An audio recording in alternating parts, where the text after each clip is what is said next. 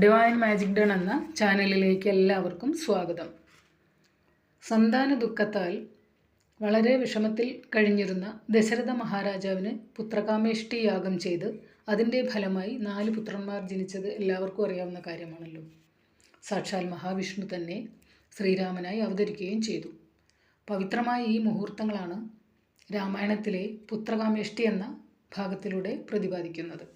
ഈ ഭാഗം ഏതെങ്കിലും ഒരു വ്യാഴാഴ്ച തുടങ്ങി 18 ദിവസം രാവിലെ പാരായണം ചെയ്യുക. പാരായണ വേളയിൽ വെളുത്ത വസ്ത്രം ധരിക്കുന്നതാണ് നല്ലത്. പാരായണത്തിൻ്റെ ആദ്യവും അവസാനവും ഓം ശ്രീം ശ്രീം പുത്രദായ ശ്രീം സർവലോകൈക വന്ദ്യായ വിഷ്ണവേ നമ എന്ന മന്ത്രം 38 തവണ ജപിക്കണം. ഇഷ്ടസന്താനലബ്ധിക്കും നല്ല സന്താനങ്ങൾ ഉണ്ടാകുന്നതിനും ഏറ്റവും നല്ലതാണ് ഇങ്ങനെ ചെയ്യുന്നത്. ദോഷം കൂടുതലുള്ളവർ 18 ദിവസം വെച്ച് 5 മാസം ചെയ്യുന്നത് വളരെ നല്ലതാണ്.